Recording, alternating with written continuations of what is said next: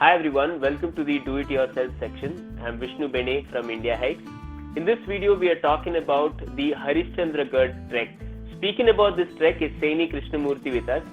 She is an avid trekker from Mumbai. She's done more than 200 treks in the Sahyadri. My first question to you is the travel from Mumbai to Harischandragad and back to Mumbai. Vishnu, if you want to go and do this trek yourself, the easiest way to do it is by public transport would be to go to Khireshwar. The Tolarkhind route via Khireshwar is the most suitable.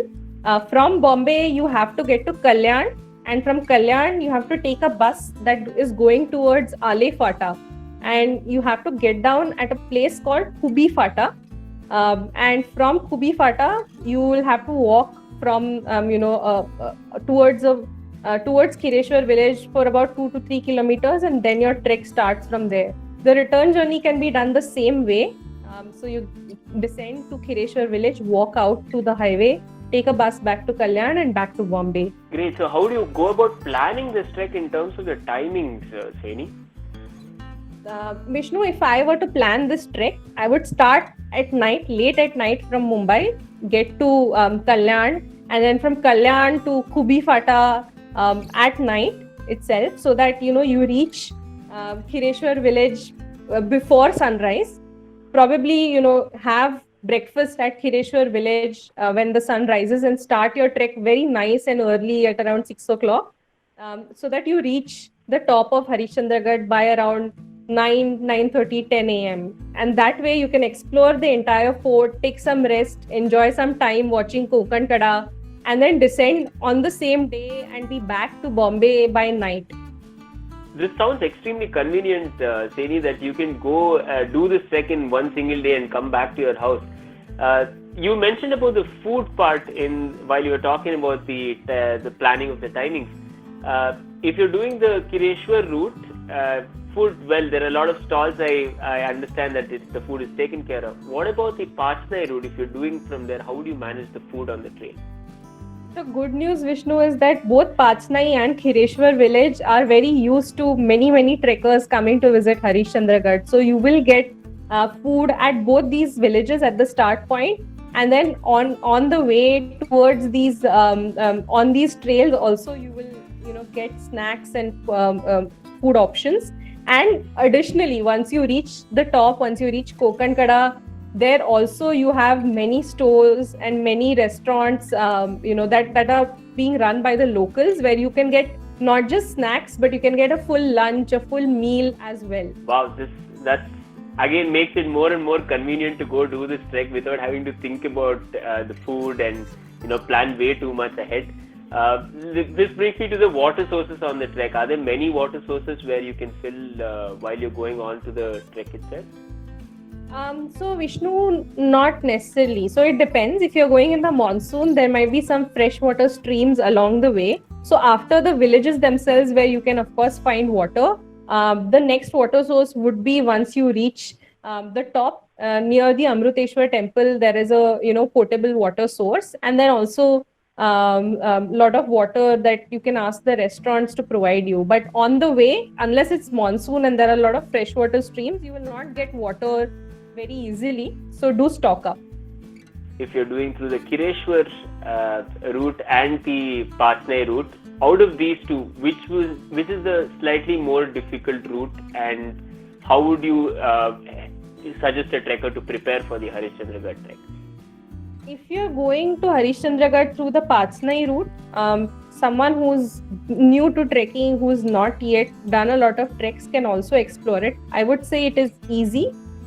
It's an easy trail to do. But of course, with all keep safe and watch the trail. But on the Khireshwar route via Tolarkhind, I would definitely say it's easy to moderate, and it's more difficult than the Pachnai route. Both from just the distance covered, and also from the type of trail that you encounter, and the type of patches and the type of sections that you encounter on the trail. So you need to be prepared, and you need to have done a few treks before you climb up Harischandragad from Khireshwar. Perfect. Okay, that's good advice for the trekkers, Saini. What are the mobile networks that you get here? So Vishnu, The mobile network at Khireshwar village is patchy. You may or may not get network. So if you are at Khubi Fata at the highway, that's the last reliable spot to get network. And then finally on top of the fort, both at Konkan Kada and on top of Taramati Peak, you usually get good network. Okay.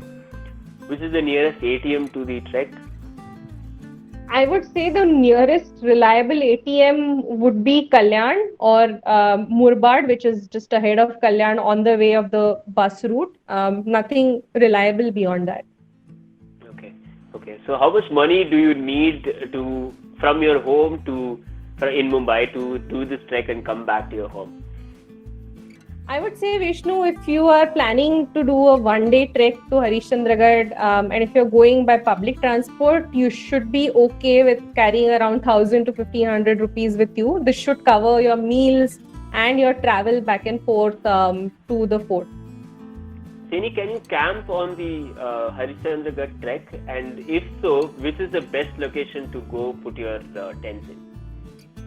Vishnu, that's a great question. So I think camping on Harischandragad is probably the one thing that everyone who's trekked in Maharashtra has done.